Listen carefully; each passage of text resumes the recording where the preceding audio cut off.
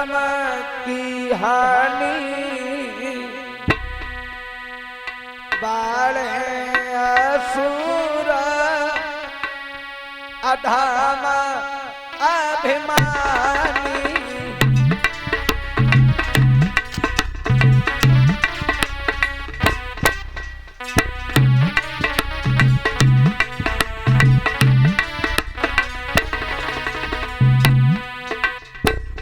लिख रहे हैं तुलसीदास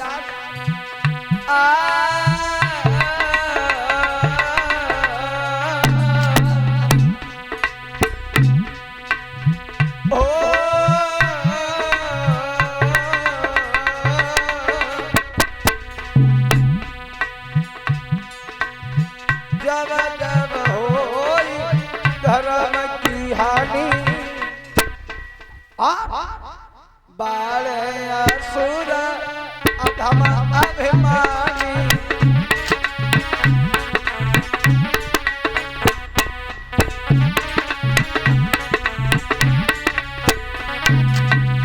और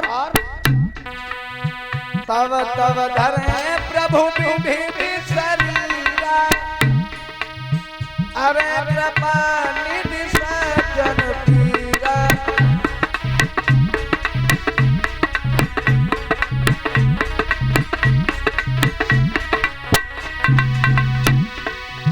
तब तब धरे प्रभु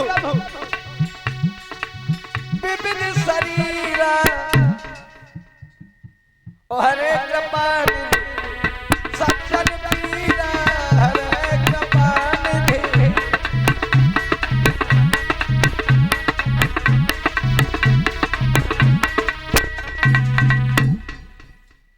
यानी भगवान इस परीक्षित महाराज भूतल पर क्यों आते हैं, किस लिए आते हैं? अब ध्यान में परीक्षित महाराज सभी भक्त लिख रहे हैं जब जब हो और धर्म की हानि बाड़े असुर अधम अभिमानी। यानी जब जब परीक्षित महाराज इस भूतल पर इस पृथ्वी पर पाप अधिक बढ़ जाता है, अत्याचार अधिक बढ़ जाता है, तब तब भगवान किसी न किसी रूप में आते हैं और अपने भक्तों के कष्टों को दूर करते हैं। अब देखो यहाँ पर कितनी सुंदर बात लिखी है गोस्वामी तुलसीदास जी ने। क्या लिखा है? तब तब धरे प्रभु विविध शरीरा ओ हरे कृपा निधि सज्जन पीड़ा। गोस्वामी तुलसीदास जी की परीक्षित महाराज जी चौपाई क्या कह रही है? देखो ना तो चौपाई में ये लिखा है कि भगवान किसी ब्राह्मण की रक्षा करने के लिए आते हैं, लिखा है? नहीं लिखा है। समझने वाली बात है, सब लोग ध्यान दें। क्या लिखा है? तब तब धरे प्रभु अब विविध शरीरा हरे कृपा निधि सज्जन पीड़ा। ये नहीं लिखा है कि ब्राह्मण पीड़ा। क्या लिखा है? सज्जन पीड़ा। ना ये लिखा है कि भगवान किसी ब्राह्मण के कष्ट को दूर करने के लिए आते, ना ये लिखा है कि भगवान किसी क्षत्रिय के कष्ट को दूर करने के लिए आते, और ना ही ये लिखा है कि भगवान किसी वैश्य की रक्षा करने के लिए आते, ना ये लिखा है कि भगवान किसी शूद्र की रक्षा करने के लिए आते हैं। ये नहीं लिखा है चौपाई में कहीं। इसका मतलब साफ ये है कि भगवान जो है परीक्षित महाराज वो भाव के भूखे हैं। भगवान ने कोई जाति नहीं बनाई, और अगर परीक्षित महाराज भगवान ने अगर जाति बनाई होती तो भगवान दुर्योधन के 56 प्रकार के भोजन को छोड़ करके विदुर के घर पर रूखा साग खाने नहीं जाते। अगर भगवान ने जाति बनाई होती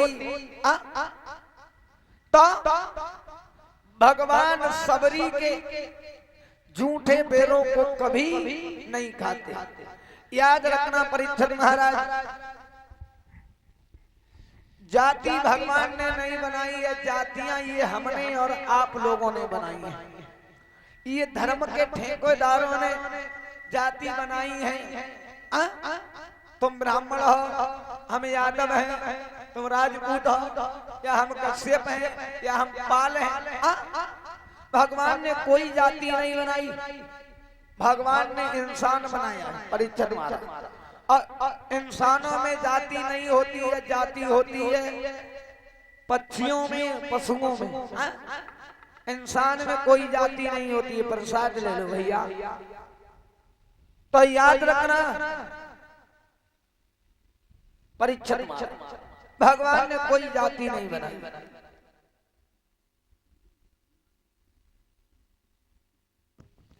याद रखना कब आते हैं भगवान? परीक्षित महाराज, जब जब इस भूतल पर पाप अधिक बढ़ जाता है, अत्याचार अधिक होने लगता है, तब तब भगवान किसी न किसी रूप में आते हैं और अपने भक्तों की रक्षा करते हैं। परीक्षित महाराज, विद्वानों का कहना है इस कलयुग में भी अवतार होगा। किसका? भगवान का। मैंने आपको उस दिन बताया था परीक्षित महाराज, कलयुग की उम्र कितनी है? कलयुग की उम्र कितनी बताई थी? उस दिन बताई थी कि नहीं? ध्यान नहीं रहा? कितनी है बताओ। देखो ध्यान दिया करो। बड़े सौभाग्य की बात है परीक्षित महाराज, जो आपको ये परीक्षित का पद मिला है। बड़े सौभाग्य की बात है। हर इंसान को ये पद नहीं मिलता। आपके पता नहीं कितने अच्छे कर्म होंगे पिछले जन्म के, इस जन्म के, जो आपको ये परीक्षित की पदवी मिली है। सत्य बता रहे परीक्षित महाराज, इसलिए ध्यान दिया करो। कलयुग की उम्र है 4,32,000 साल बताई थी। और द्वापर की उम्र 8,64,000 साल। त्रेता युग की उम्र है 12,96,000 साल। और सतयुग की उम्र है 17,28,000 साल। तो विद्वानों का कहना है परीक्षित महाराज, कलयुग का अभी प्रथम चरण चल रहा है। कलयुग के चौथे चरण में मुरादाबाद में संभल में एक ब्राह्मण की कुमारी कन्या के गर्भ द्वारा भगवान का जन्म होगा। अभी नहीं, अभी तो बहुत समय बाकी है। कलयुग के चौथे चरण में। और लिखते हैं गोस्वामी तुलसीदास, भगवान कब कब इस भूतल पर आते हैं।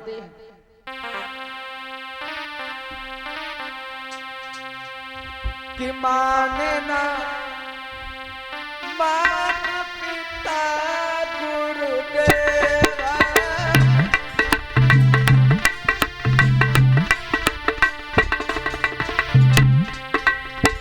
माने ना मात पिता गुरुदेवा, संतन पर कर पावे सेवा। राजा राम हरे सीता, राम हरे राम हरे।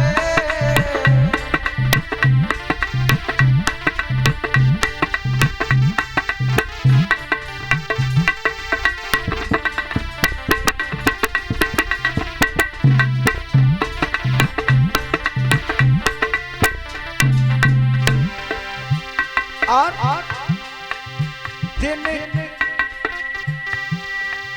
जिनके जरिया चरण भवानी, तैनी चर समझा